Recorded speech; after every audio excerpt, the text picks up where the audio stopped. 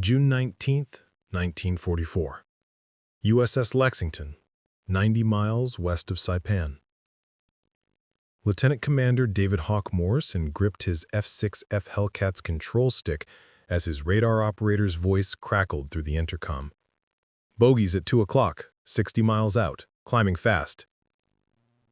Through his canopy, Morrison could see the distinctive silhouettes of 36 Mitsubishi A6M Zero fighters approaching in perfect formation, their wings glinting in the Pacific sun. What none of these American pilots knew was that this single encounter would force Japan's most legendary fighter aces to admit something that would shatter their confidence forever: that America had built a fighter so superior it would end the myth of Japanese air supremacy in a matter of hours. Before we jump back in, tell us where you're tuning in from, and if this story touches you, make sure you're subscribed, because tomorrow I've saved something extra special for you. The Battle of the Philippine Sea was about to witness the most devastating aerial engagement in Pacific War history, where Japanese pilots would face a machine that turned their greatest strengths into fatal weaknesses. For 3 years, the Mitsubishi A6M Zero had ruled Pacific skies with an almost mythical reputation. Japanese naval aviation had built their entire tactical doctrine around this remarkable aircraft, and for good reason. The Zero's combat record spoke for itself. At Pearl Harbor, over the Philippines, throughout the Dutch East Indies, and across the Solomon Islands, Japanese pilots had achieved kill ratios that seemed impossible to Western military analysts. The Zero's dominance wasn't accidental. It represented a fundamental Japanese philosophy of air combat: absolute maneuverability over everything else. Japanese engineers had created an aircraft that could outturn any fighter in the world, climbing faster and flying further than anything in the Allied arsenal. The A6M could execute combat maneuvers that would tear apart American fighters, rolling inverted and pulling through turns that subjected enemy pilots to forces exceeding human endurance. Captain Saburo Sakai, Japan's most celebrated fighter ace with over 60 confirmed victories, had built his reputation flying the Zero. His combat reports from early Pacific engagements read like technical impossibilities, engaging 6 P-40 Warhawks simultaneously and shooting down 4 without taking a single hit. Executing barrel rolls so tight that American pilots couldn't follow, then reversing to attack position before enemy fighters could react. Using the Zero's climb rate to gain altitude advantage, then diving down through American formations like a hawk among sparrows. Preparing and narrating this story took us a lot of time, so if you are enjoying it, like this video. It means a lot to us. Now, back to the story. The psychological impact was equally devastating. Allied pilots developed what intelligence reports called zerophobia, a reluctance to engage Japanese fighters in aerial combat. American tactical manuals from 1942 recommended avoiding dogfights entirely, advising pilots to use hit-and-run tactics rather than engage in turning fights where the Zero held overwhelming advantages. Japanese naval training programs produced pilots who could exploit every aspect of the Zero's performance envelope. Flight training lasted 2 years, compared to 6 months for American pilots in early 1942. Japanese air crews practiced formation flying, gunnery, and combat maneuvering until these skills became instinctive. They understood their aircraft's capabilities down to the smallest detail: optimal climb speeds, turning radiuses at various altitudes, engine performance characteristics across different power settings. The Zero's technical specifications seemed to validate Japanese design philosophy. Maximum speed of 316 miles per hour at 14,930 feet. Service ceiling of 33,000 feet. Range of 1,929 miles with external fuel tanks. Performance that allowed Japanese fighters to escort bomber formations across vast Pacific distances. Most importantly, the Zero could sustain turning fights at speeds as low as 90 miles per hour, well below the stall speeds of American fighters. But by June 1944, American aircraft manufacturers had been studying captured Zero fighters for 2 years. What they discovered would change the nature of Pacific air combat forever. The Grumman F6F Hellcat represented American engineering at its most pragmatic. Unlike the Japanese philosophy of lightweight maneuverability, American designers prioritized pilot survivability, structural strength, and raw performance. The result was an aircraft that seemed inferior on paper, but proved devastatingly effective in actual combat. Lieutenant Commander James "Thunder" Patterson had been among the first American pilots to transition from the F4F Wildcat to the new F6F Hellcat in late 1943. His initial reaction was skeptical. The Hellcat was heavier, less maneuverable, and couldn't match the Zero's legendary turning ability. What Patterson and other American pilots gradually discovered was that the Hellcat's designers had studied every captured Zero down to individual rivets, identifying weaknesses that could be exploited through superior tactics and technology. The Hellcat's Pratt & Whitney R2800 double Wasp engine generated 2,000 horsepower, nearly double the Zero's power output.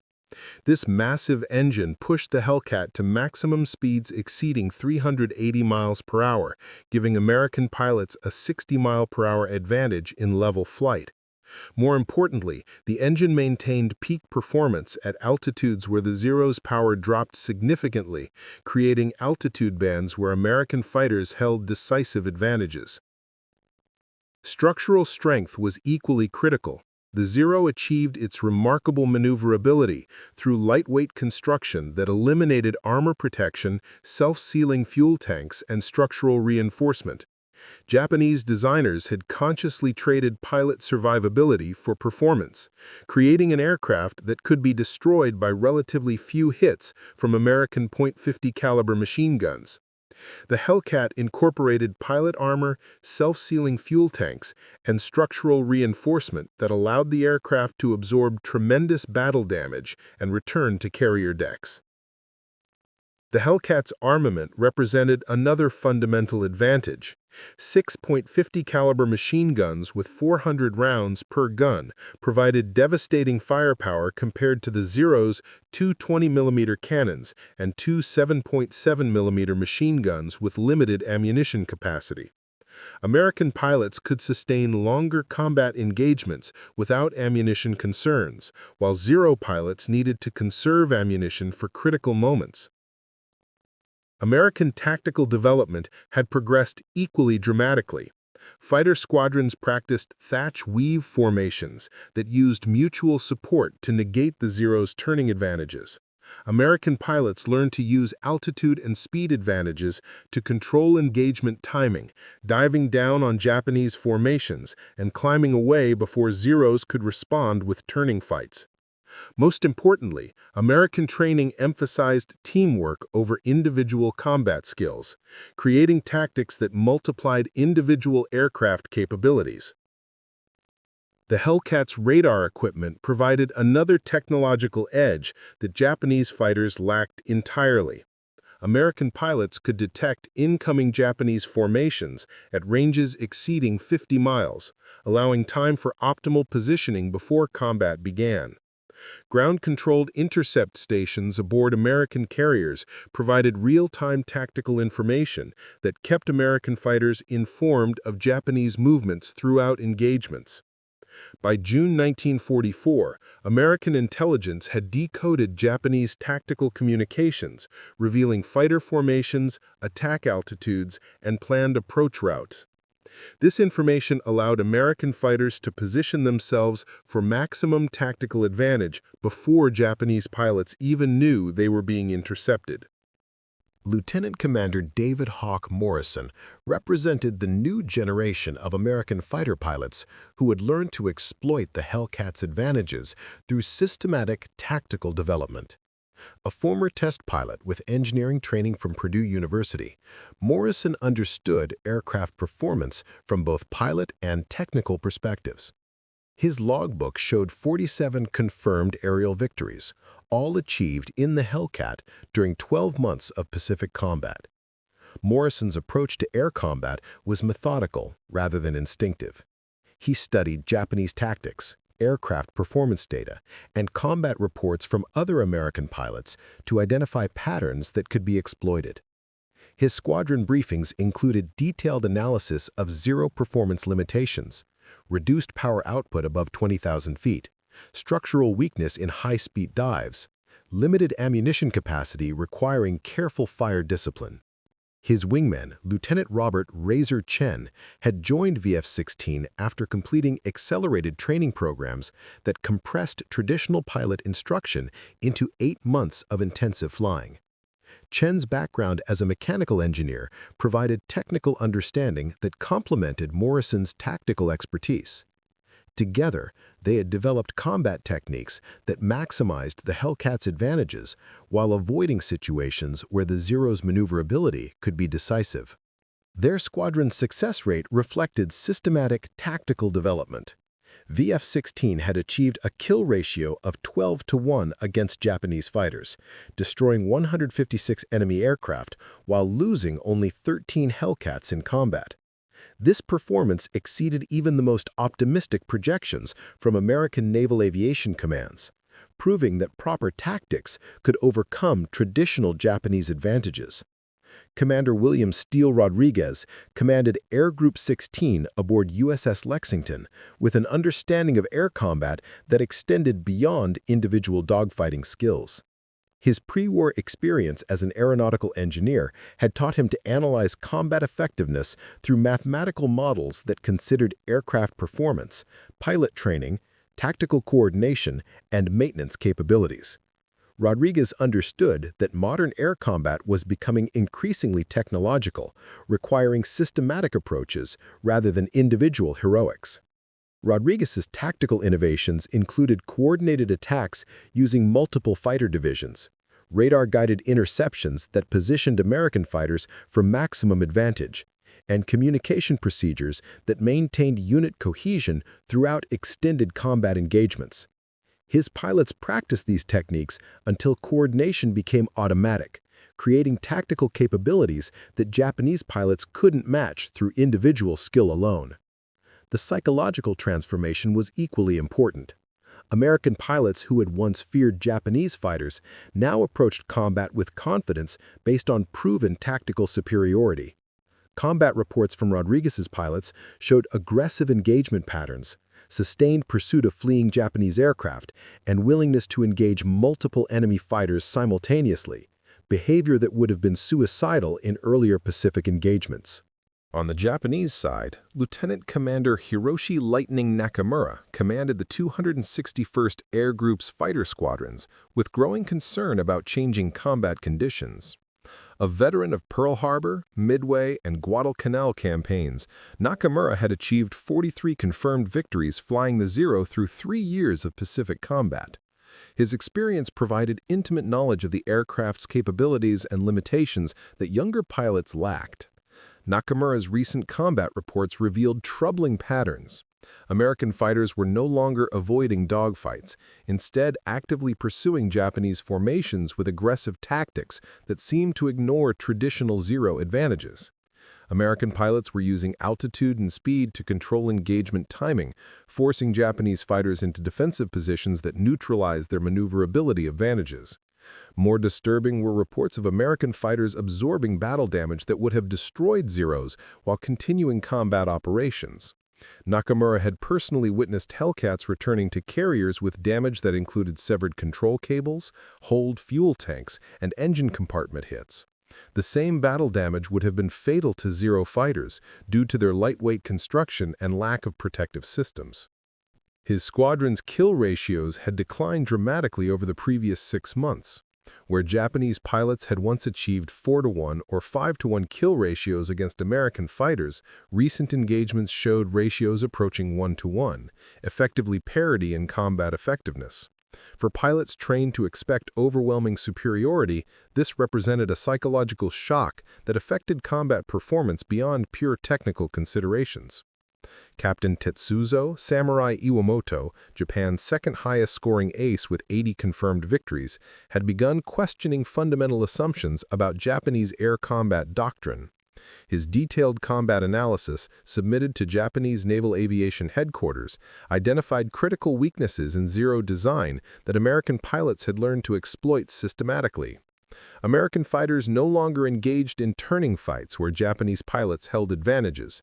Instead, they used diving attacks at high speeds, followed by climbing escapes that Zero fighters couldn't match. American pilots had learned to use their aircraft's structural strength to execute high-G maneuvers that would damage Zero airframes, forcing Japanese pilots to limit their maneuvering to avoid structural failure. Iwamoto's recommendations included fundamental changes to Japanese fighter tactics, pilot training programs, and aircraft design priorities. His reports emphasized the need for improved pilot protection, increased ammunition capacity, and engine power upgrades that could match American performance advantages.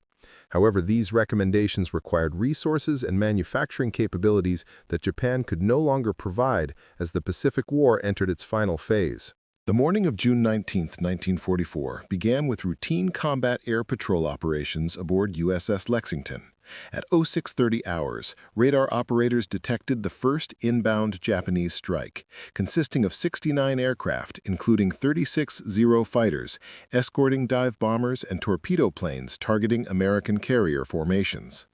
The Japanese attack represented Admiral Jisaburo Ozawa's opening move in what would become known as the Battle of the Philippine Sea.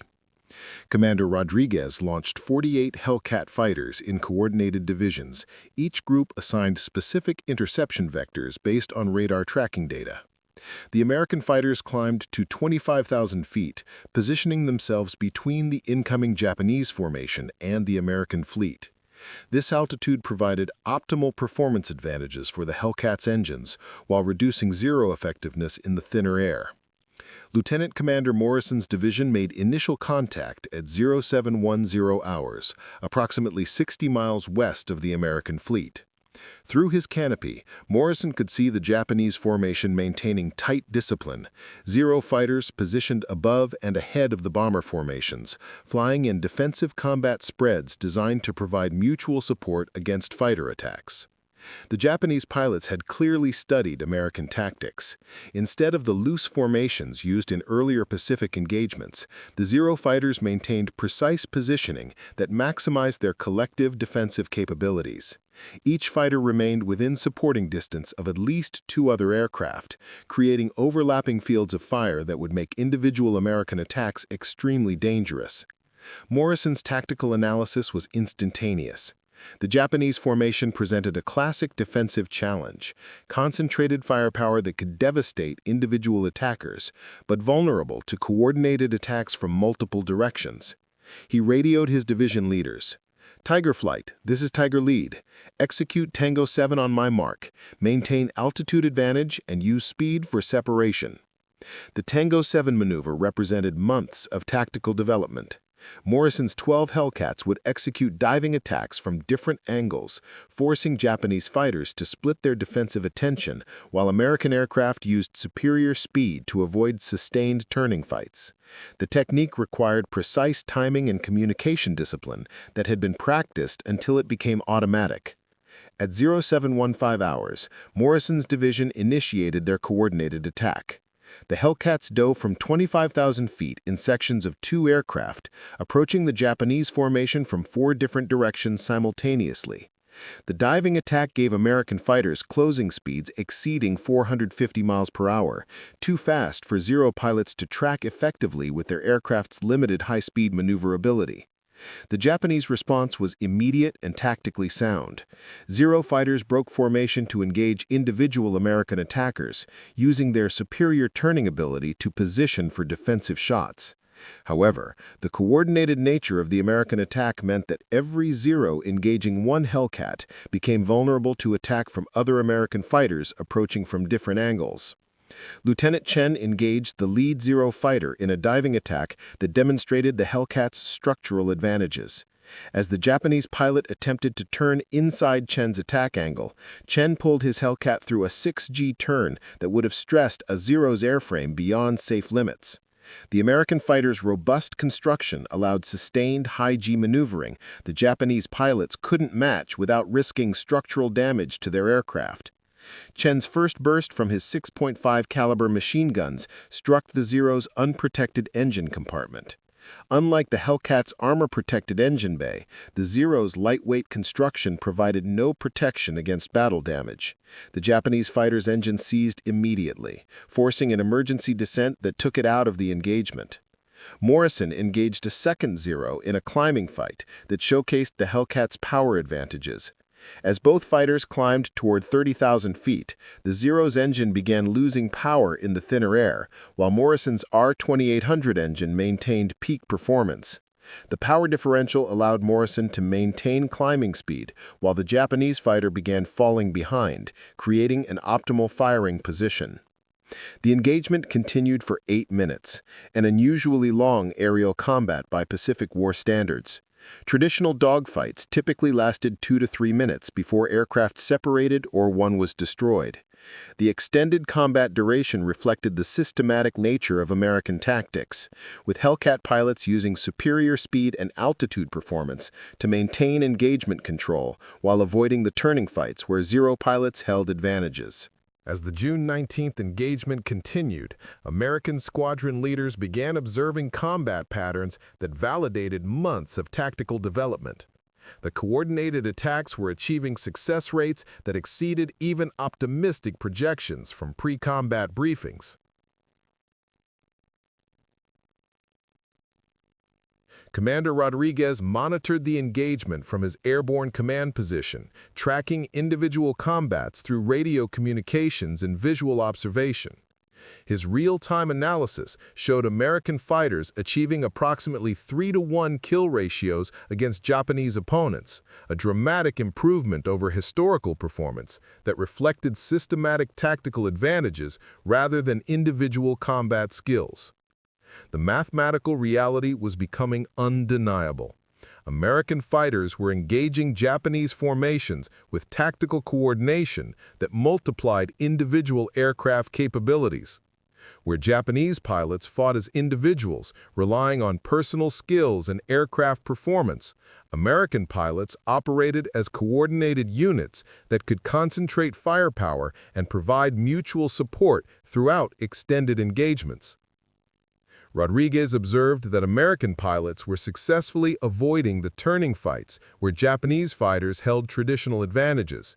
Instead, they were using altitude and speed differentials to control engagement timing, diving down through Japanese formations and climbing away before Zero pilots could respond with their superior maneuverability. The ammunition expenditure patterns were equally revealing. American pilots were achieving hits with approximately 15% of their fired rounds, an accuracy rate that reflected superior fire control equipment and systematic gunnery training. Japanese pilots, constrained by limited ammunition capacity, were achieving similar hit rates but could sustain combat for only brief periods before requiring ammunition conservation that reduced their combat effectiveness. As the initial engagement developed, the fundamental differences between American and Japanese design philosophies became dramatically apparent. Lieutenant Razor Chen found himself in a sustained combat with a Zero pilot who demonstrated exceptional skill in exploiting his aircraft's maneuvering advantages. The Japanese pilot, later identified as Warrant Officer Kenji Matsuda, with 23 confirmed victories, executed a series of combat maneuvers that represented Zero tactics at their most effective. Matsuda's fighter could turn inside Chen's Hellcat at any speed, climb more rapidly from low altitudes, and maintain maneuverability at speeds where the heavier American fighter began approaching stall characteristics. For 3 minutes, Matsuda's superior maneuvering kept Chen defensive, unable to achieve firing positions while constantly evading the Zero's cannon fire. Chen's combat reports, filed after the engagement, described the experience as fighting a hummingbird with a sledgehammer. The Zero's lightness and agility made it seem almost impossible to hit with traditional dogfighting techniques. However, Chen's engineering training had taught him to analyze problems systematically rather than rely purely on instinctive responses. As the engagement continued, he began implementing tactics that exploited the Hellcat's structural advantages rather than attempting to match the Zero's maneuverability. Instead of turning with the Japanese fighter, Chen used diving attacks followed by climbing escapes that the Zero couldn't match due to power limitations. The critical moment came when Matsuda attempted to follow Chen's Hellcat through a high-speed diving attack. As both aircraft exceeded 400 miles per hour in their descent, Chen pulled out of his dive with a sharp 7G recovery that subjected both pilots and aircraft to tremendous stress. The Hellcat's robust construction handled the maneuver without difficulty, while Matsuda's Zero began experiencing structural problems that limited his ability to continue aggressive maneuvering. Chen's tactical innovation was simple but devastating. By forcing high-G maneuvers at high speeds, he could exploit the Zero's structural limitations while using the Hellcat's strength to maintain combat effectiveness.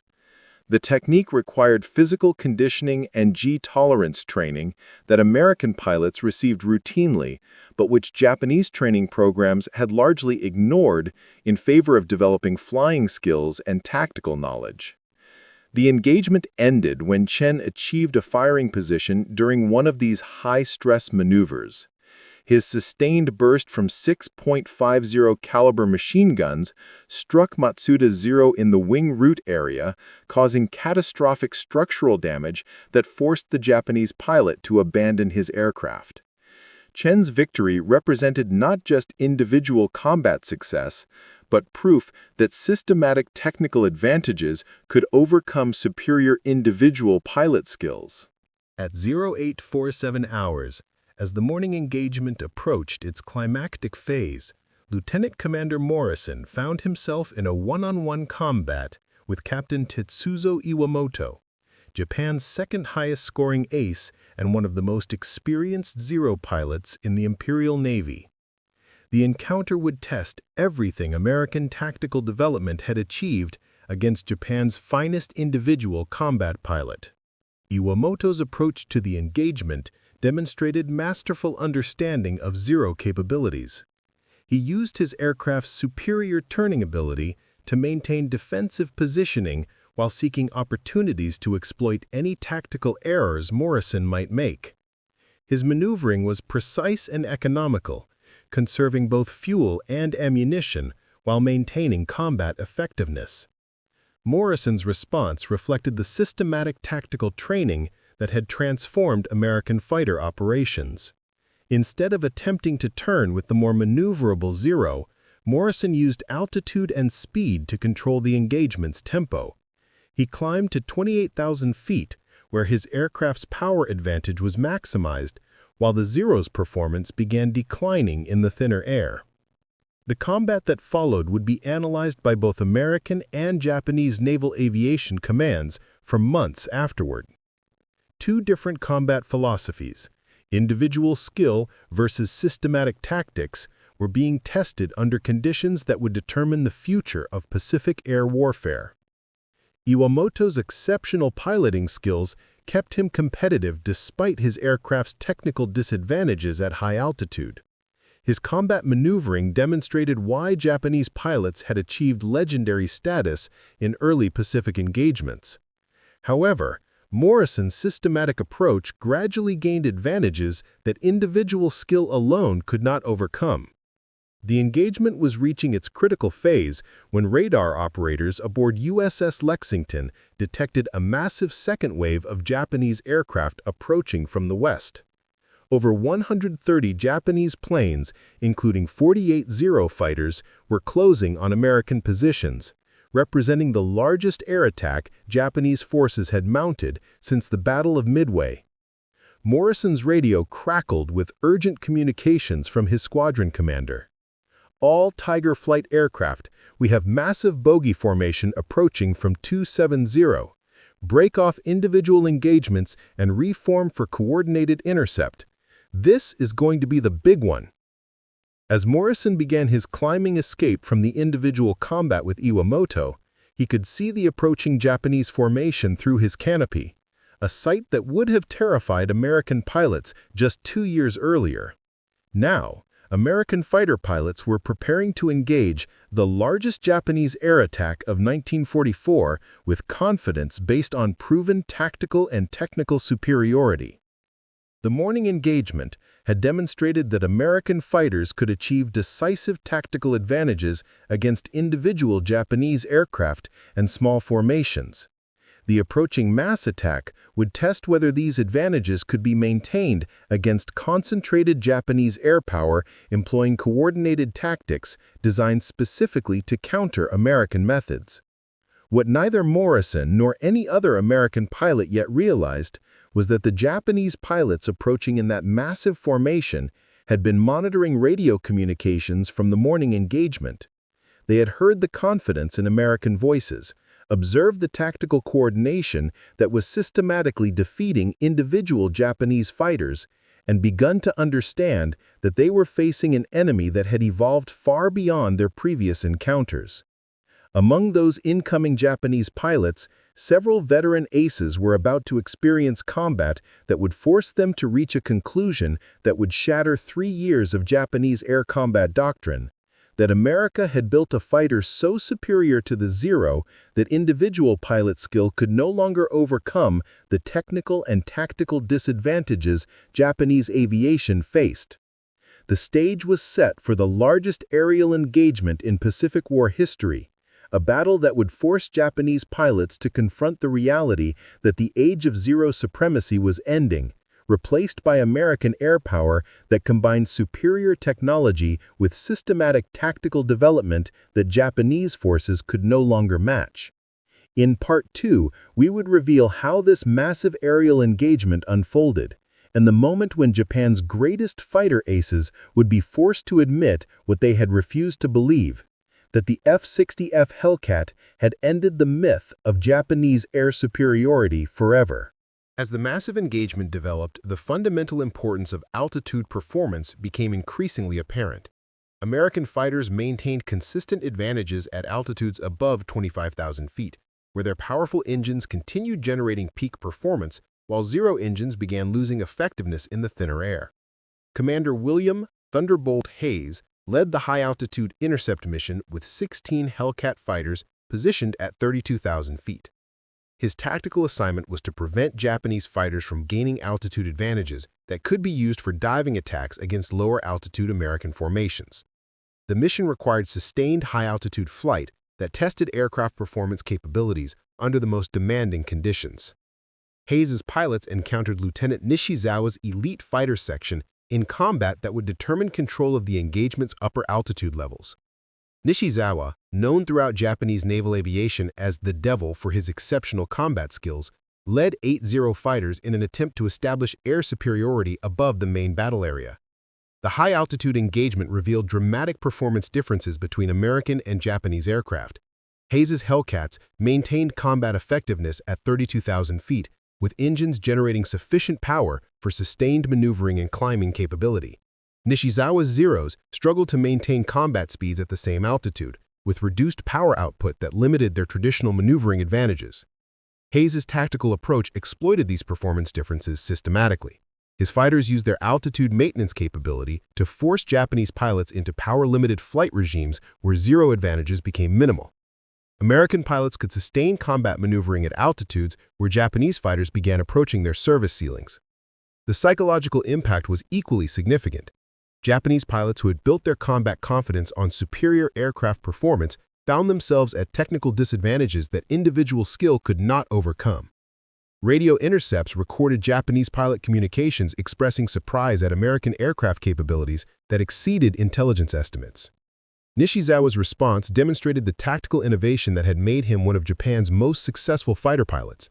Unable to compete at extreme altitude, he led his formation in a diving attack designed to draw American fighters into lower altitude combat where Zero performance characteristics provided competitive advantages. Hayes's counter-tactics revealed the systematic thinking that American pilots had developed through extensive tactical training. Instead of following the Japanese fighters into lower-altitude combat, Hayes maintained altitude while coordinating with medium-altitude American formations to create layered defensive coverage that trapped Japanese fighters between multiple American formations. The engagement's climactic phase began at 09:27 hours when Captain Sugita found himself isolated from his formation during combat with Morrison's lead section. The Japanese ace's tactical situation demonstrated how American coordination could overcome individual combat superiority. Sugita faced multiple American fighters operating with mutual support, while his own wingmen were engaged in separate combats throughout the massive battle area. Sugita's approach to this critical combat reflected both supreme confidence in his abilities and growing recognition of the tactical challenges facing Japanese aviation. His 120 confirmed victories represented combat experience that few pilots on either side could match, earned through engagements from China through the Pacific War's most intense fighting. His reputation had made him a legend among Japanese pilots and a primary target for American fighter squadrons. Morrison's tactical method demonstrated the fundamental transformation in American fighter operations. Instead of engaging in individual combat with the Japanese ace, Morrison coordinated his attack with his wingmen to create multiple threats that Sugita could not address simultaneously. The American pilots used their aircraft's superior speed and structural strength to maintain attack pressure while avoiding the turning fights where Sugita's expertise would be decisive. The extended combat that followed would be studied by both American and Japanese naval aviation commands as representative of the tactical evolution that was reshaping Pacific air warfare. Sugita's exceptional maneuvering kept him competitive despite facing multiple opponents with technical advantages. His combat performance demonstrated why individual Japanese pilots had achieved legendary status throughout the early Pacific War. However, Morrison's systematic coordination gradually accumulated tactical advantages that individual skill could not overcome indefinitely.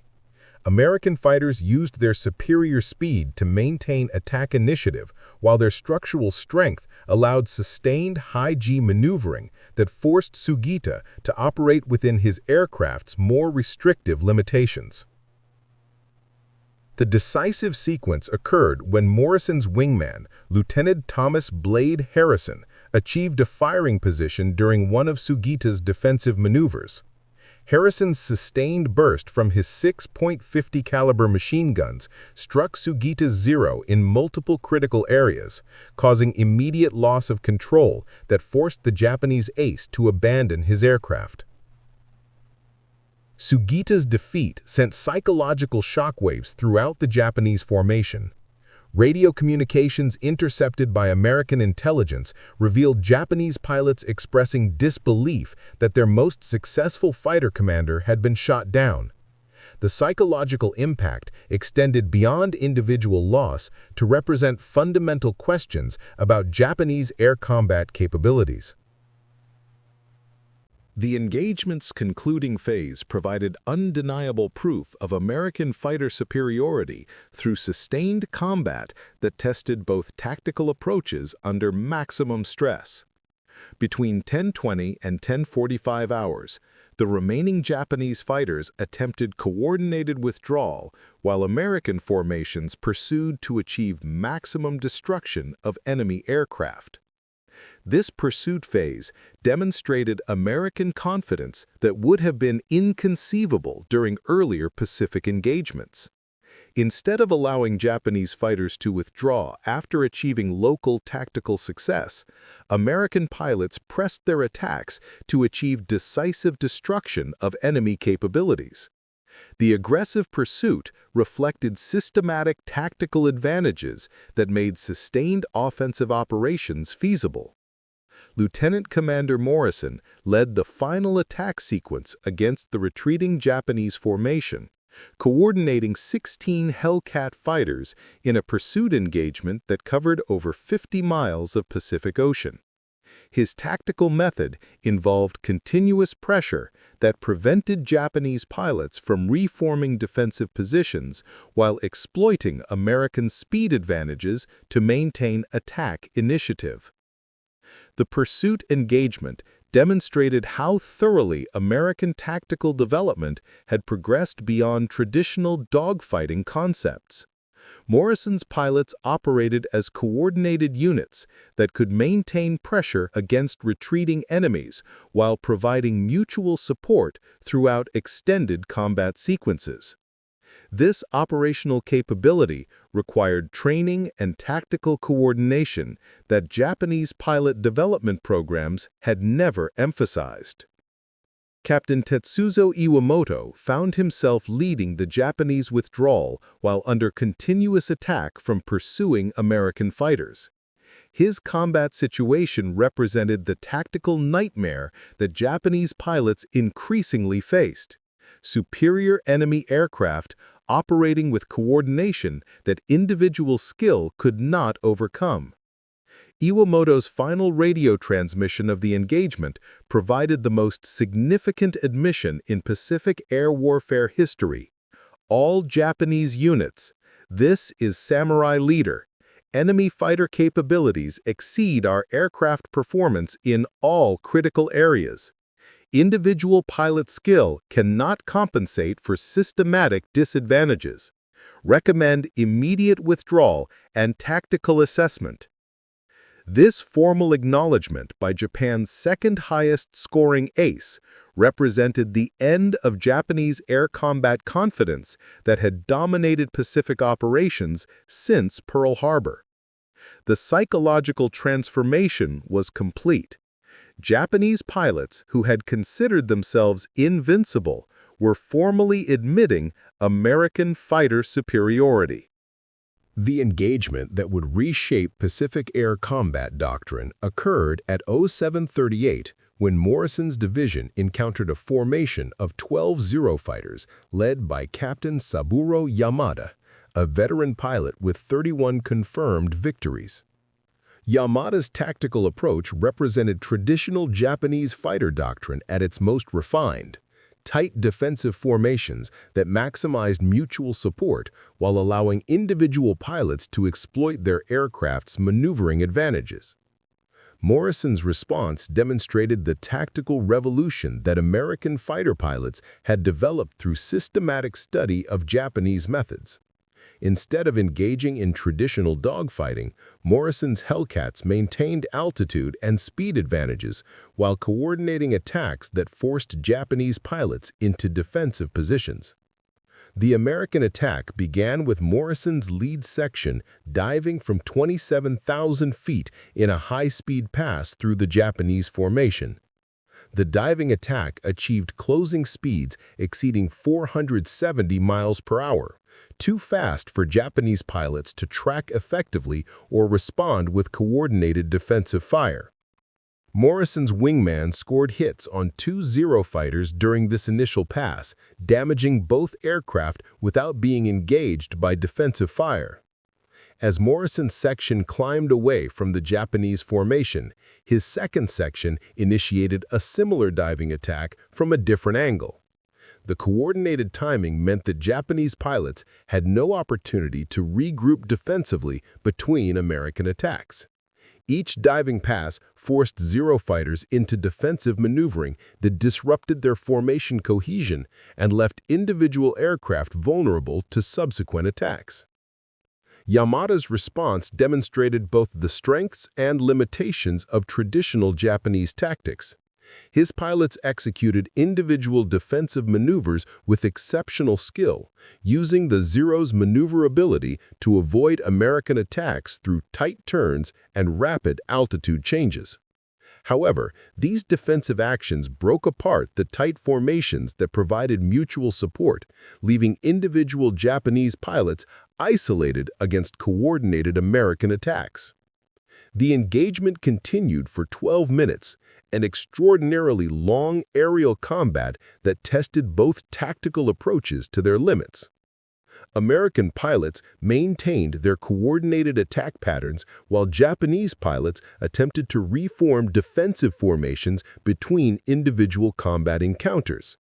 The sustained combat duration allowed both sides to evaluate their tactical methods under actual battle conditions.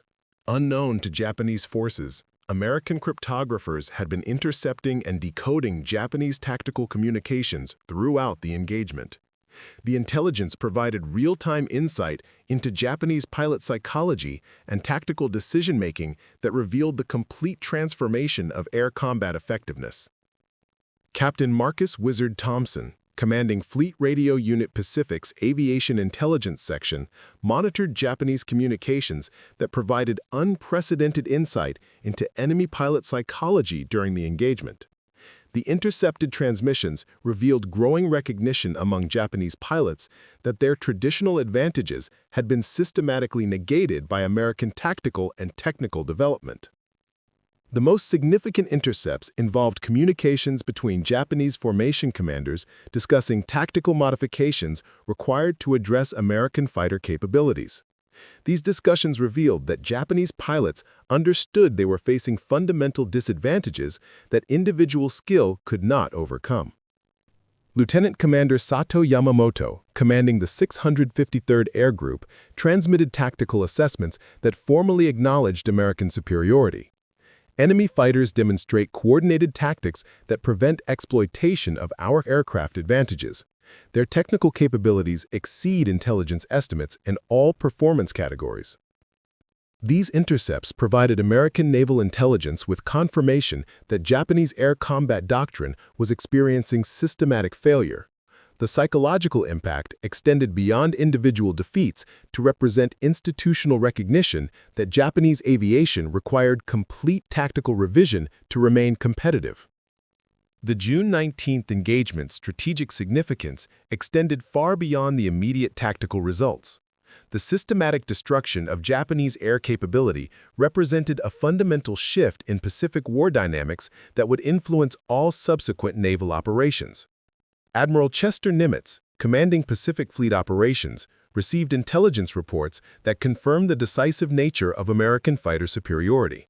The engagement had demonstrated that American carrier aviation could achieve air superiority against concentrated Japanese air power using tactical methods that maximized technical advantages while minimizing American losses.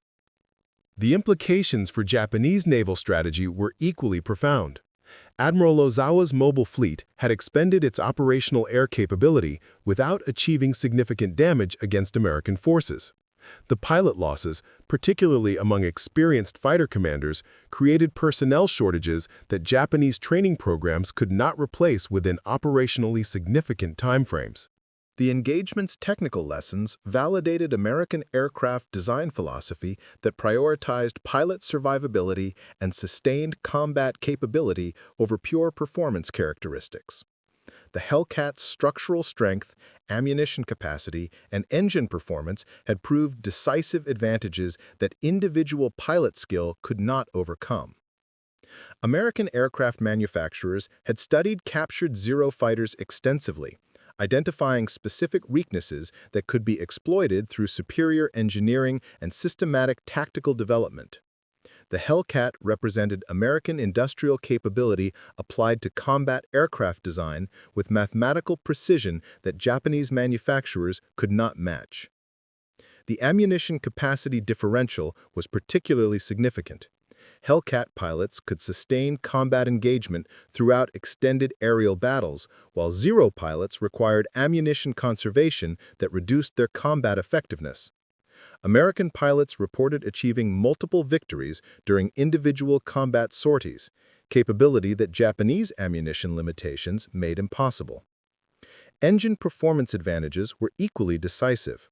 The Hellcat's R2800 engine maintained peak power output at altitudes where Zero engines experienced significant performance degradation.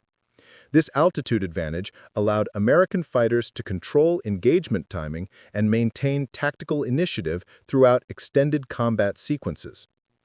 The engagement's human dimension provided sobering recognition of the individual courage displayed by pilots on both sides, despite the systematic advantages that determined overall outcomes. Japanese pilots continued aggressive combat, despite recognizing their technical disadvantages, demonstrating personal valor that transcended tactical considerations. Captain Sugita's final combat demonstrated exceptional individual skill that kept him competitive against multiple opponents with superior aircraft. His defeat resulted from systematic disadvantages rather than individual failure, representing the broader transformation that had made individual heroism insufficient to overcome technical and tactical superiority. American pilots equally demonstrated courage in engaging superior numbers of enemy aircraft, trusting their tactical coordination and technical advantages to achieve success against experienced opponents. Lieutenant Chen's victory over Sakai represented individual skill enhanced by systematic training rather than pure technical advantage. The pilot losses on both sides represented irreplaceable combat experience and training investment. However, American training capabilities could replace lost pilots within months, while Japanese programs required years to develop equivalent expertise, a differential that would determine Pacific air warfare's future trajectory. Beyond the mathematical results, the engagement achieved psychological victory that would influence Japanese air operations throughout the war's remainder.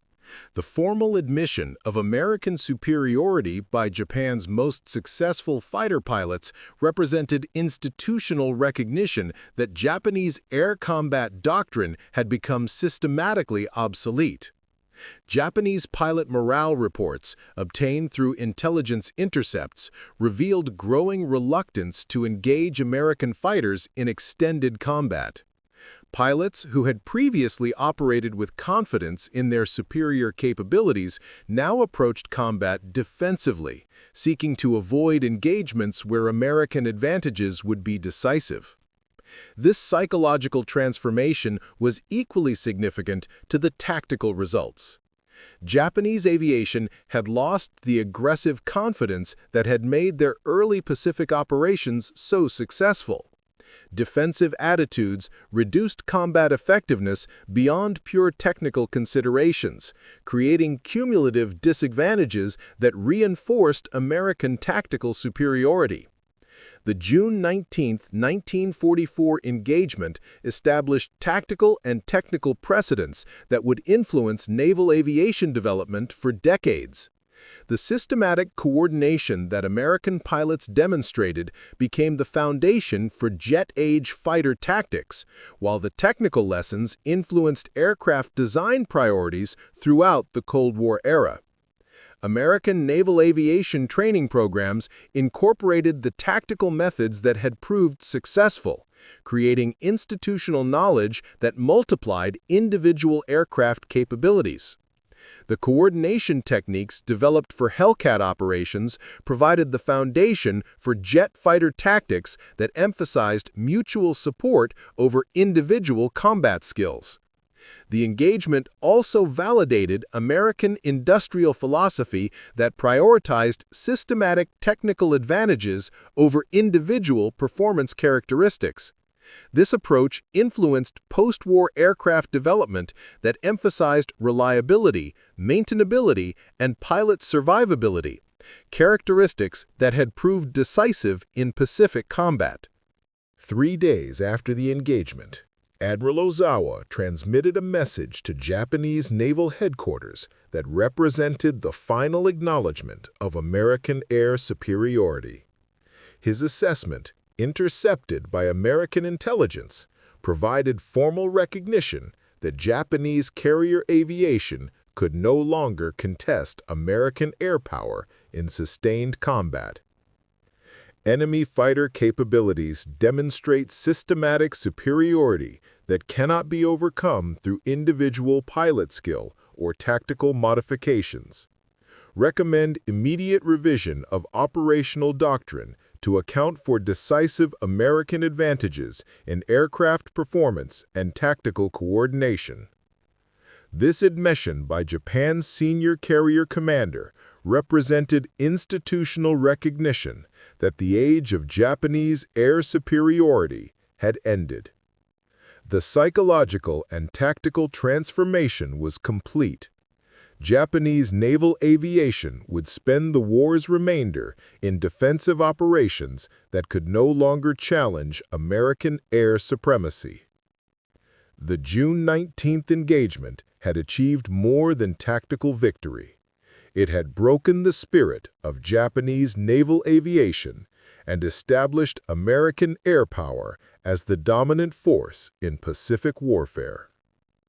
The F6F Hellcat had not simply outfought the Zero, it had ended the myth of Japanese air invincibility forever. In the depths of the Pacific, the wreckage of 97 Japanese aircraft rested on the ocean floor.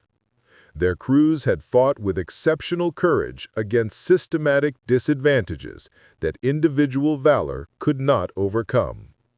But their sacrifice marked the end of an era when Japanese pilots could expect air combat success through superior individual skill and aircraft maneuverability. The future belonged to nations capable of producing aircraft like the Hellcat and training pilots in the systematic coordination that had proved so devastatingly effective. The age of the romantic dogfighter was ending, replaced by technological warfare, where engineering excellence and tactical coordination determined victory.